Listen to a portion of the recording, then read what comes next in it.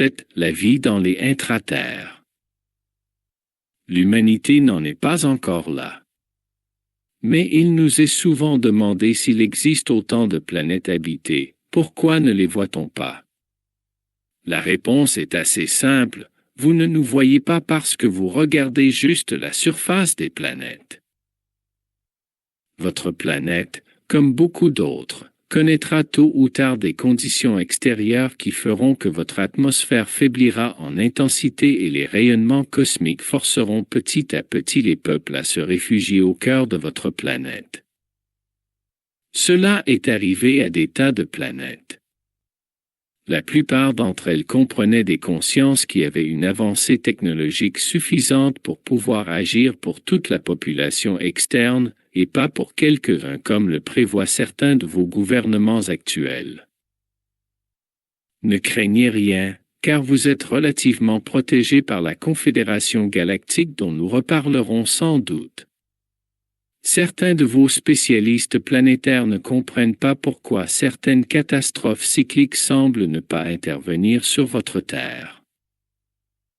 C'est parce qu'elle a été protégée de bien des impacts bien avant même que vous détectiez le moindre risque, et ceux que vous avez vus ne devaient pas croiser votre planète selon tous les calculs. Reprenons notre discours sur les terres et cités intérieures. La plupart des planètes sont habitées, dont plusieurs de votre système solaire. Elles sont habitées à l'intérieur et je vais maintenant vous expliquer comment. La plupart des planètes contiennent des poches très profondes, et la plupart du temps, ces poches sont si épaisses par rapport au noyau planétaire que des millions de personnes peuvent y habiter.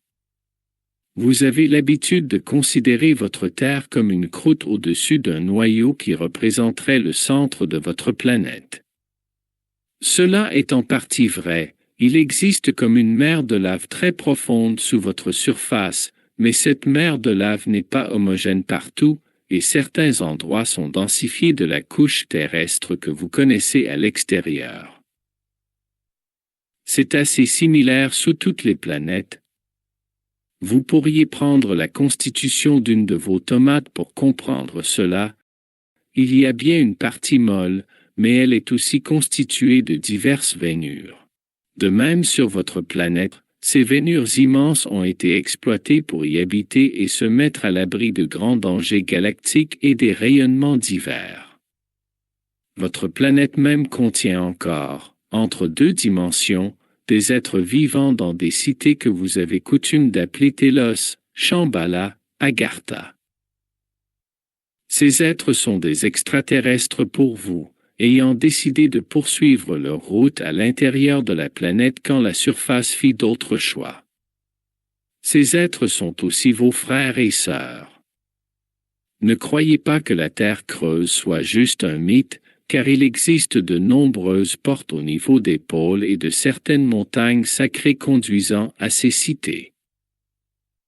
Nous vous parlons de cela, car vous vivez un temps où certains de ces êtres vont se présenter à vous plus clairement. Ne croyez pas que les cités intérieures soient dépourvues de mer ou de lumière. L'eau circule en dessous comme au-dessus. La technologie des habitants est basée sur l'énergie libre et un grand soleil central est souvent créé. Et par des puits de lumière, toutes les cités sont éclairées en respectant vos propres phases solaires. L'air y est aussi existant, il est purifié et nettoyé en permanence par des filtres technologiques et biologiques. Cela permet aussi la mise en œuvre d'une agriculture intérieure. Certains des fruits et légumes de ce plan vous échappent encore. Nous vous parlons de cela, car c'est aussi le futur, plus lointain certes, mais probable, de votre Terre. Sur Terre 2, certaines consciences ont décidé de rejoindre des cités intérieures, reliées entre elles par de grands tunnels, pour y vivre plus sereinement face à un climat de plus en plus difficile à vivre à l'extérieur. Le climat est plus régulier à l'intérieur. L'utilisation massive du cristal apporte lumière et énergie à tout cela. Ici, chacun a, comme à l'extérieur, sa place, et les cités intérieures amènent à plus de spiritualité et c'est pour cela que tout le monde n'en fait pas le choix spontanément. Il faut une bonne dizaine de générations pour s'habituer aux cités intérieures, mais leur construction est facilitée par les êtres galactiques ayant déjà leur technologie. La plupart des planètes en rapport avec Terre 2 sont des planètes habitées par l'intérieur. Ce qui semble encore inconcevable pour certains est la règle de pratiquement tout l'univers visible.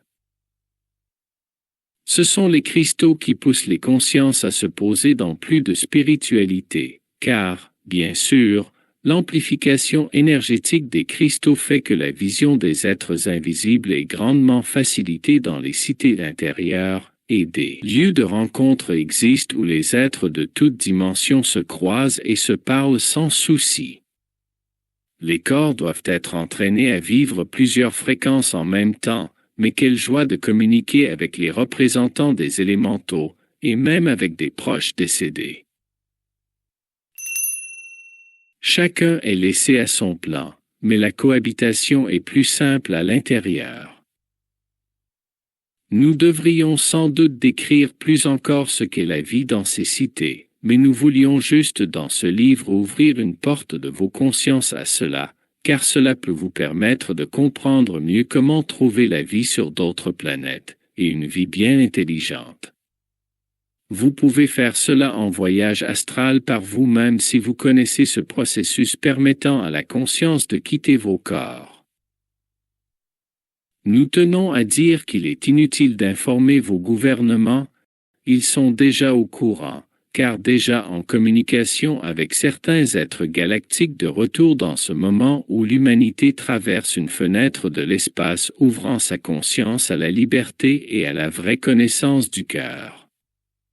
Une des grandes vertus des galactiques est la patience, et si, pour le moment, ils se contentent souvent de protéger la galaxie des humains et de leurs jeux avec des puissances comme vos bombes nucléaires ou vos projets de transmission d'énergie non encore maîtrisés. Ils sauront revenir parler à une humanité de plus en plus consciente avec la sagesse qui caractérise leur monde. Vous ne serez pas seul dans vos progrès, et si nous donnons ici des pistes pour conceptualiser ce que sera votre demain sur Terre 2, vous aurez des grands frères et sœurs prêts et prêts à vous aider à placer cela dans la réalité. Nous savons que ce chapitre, placé entre deux, peut sembler incongru, mais il est clair que pour élargir votre vision, il est grand temps de cesser de croire que l'humanité est la seule à avoir eu l'intelligence d'habiter à l'extérieur. C'est surtout la seule qui a la chance d'avoir un plan terrestre et une atmosphère épaisse encore constituée avec un champ magnétique naturel. La vision d'unité qui nous traverse passe par le fait de se sentir un avec son peuple, mais aussi avec tous les autres peuples.